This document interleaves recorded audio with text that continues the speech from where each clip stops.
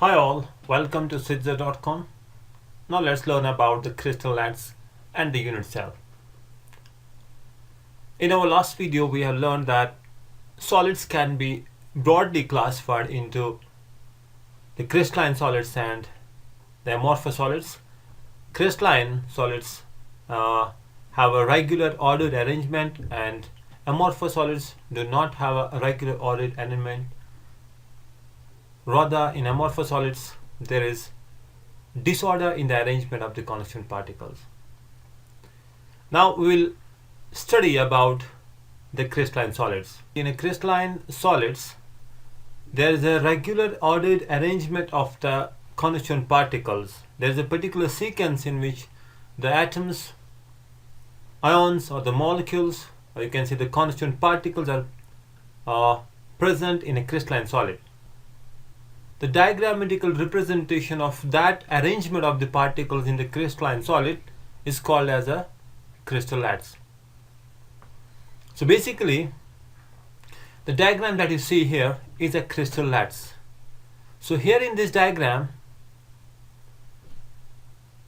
the constituent particles you can see here have a particular sequence in which they are present. So that means in a crystal lattice, we show the arrangement of the constituent particles, which means that a crystal lattice is actually an array of points showing how these constituent particles are present at different sites in a three-dimensional space of a crystal. Like suppose here you can see we have one atom over here, another here, another here. So you can see the diagrammatical representation of the constituent particles of a crystalline solid form a crystal lattice. Now the next point is, what is a unit cell? A unit cell is basically the smallest portion of this whole crystal lattice, which when you repeat it over and again, you get a complete crystal. A unit cell of a crystal possesses all the structural properties of the given crystal. For example, if a crystal is cubed, the unit cell must also have its atoms, or you can say the constituent particles, arranged so as to give a cube, right? If the entire crystal is cubic, you'll see the unit cell is also cubic. That's why we say that a unit cell of a crystal possesses all the structural properties of a given crystal. Each unit cell here has three important variables, A, B and C.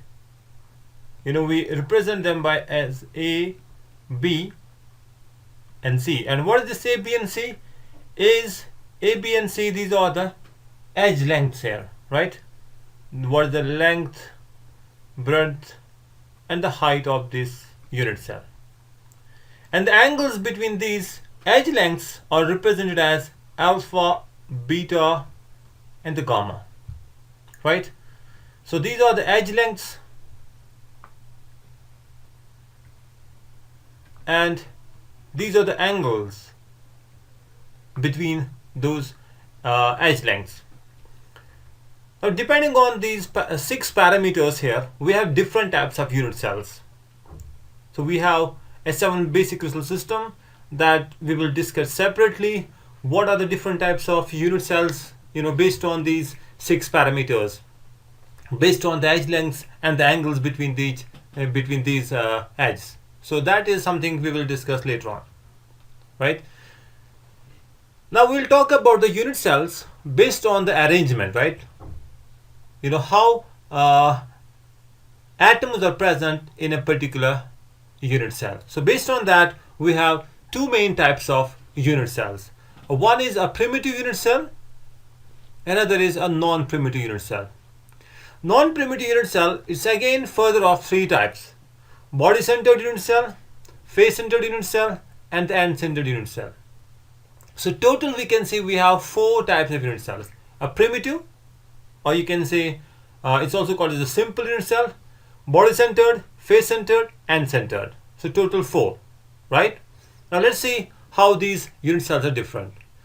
In a primitive unit cell, or you can say a simple unit cell, the constituent particles are present only at the corners, right? So you can see here the corner 1, 2, 3, 4, and here 4 more corners, right? So when the constituent particle is present only at the corner, it's a simple unit cell. And if you have an atom at the corners, at the 8 corners, right, in addition to the 8 corners, you have atoms also present, suppose inside, within the body, right, inside the unit cell, at the center of the unit cell. So this is called as a body centered unit cell. If it's present only at the corners, it's called as a simple or a primitive unit cell. If you have, in addition to the corners, you have a one atom within the unit cell, at the center of the unit cell, that's called as a body centered unit cell. And if you have atoms at corners, you can see here atoms at the corners, and in addition to these corners, you have atoms at the opposite two faces. This is the face here, right? This is the one face of the unit cell, and you got a one atom here, and the opposite faces here, this one. So this will be called as an end-centered unit cell, right? This is an end-centered. You have atoms at the corners, and in addition to the corners, you have atoms at the two opposite faces. So this is end-centered.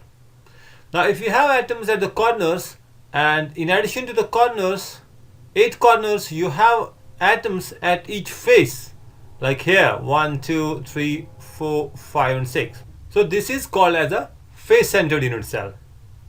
That means in a face-centered unit cell, you have atoms at 8 corners, and in addition to the 8 corners, you have atoms at each face of a unit cell. You can see, this is the one face of an unit cell. You have an atom there.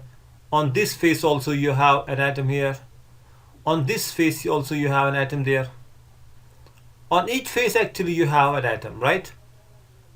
On each face you have an atom. So basically for a cubic unit cell, there are 6 faces. That means you have atoms at all the 6 faces. You have atoms at the corners, and also you have atoms at each face of the unit cell. So that will be called as a face-centered, right? So these three have the end-centered, body-centered, face-centered. These are called as non-primitive, right? And this one is a primitive, right? So a primitive unit cell is the one where you have atoms only at the corners, right? That's called as a primitive. And if you have atoms in addition to the corners somewhere else, maybe inside, maybe at the opposite two faces, or at each face, that's a non-primitive. So these three are, second, third, and the fourth.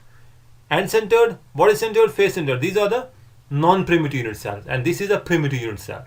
Hope you got the concept. Thanks for watching the video. Bye for now.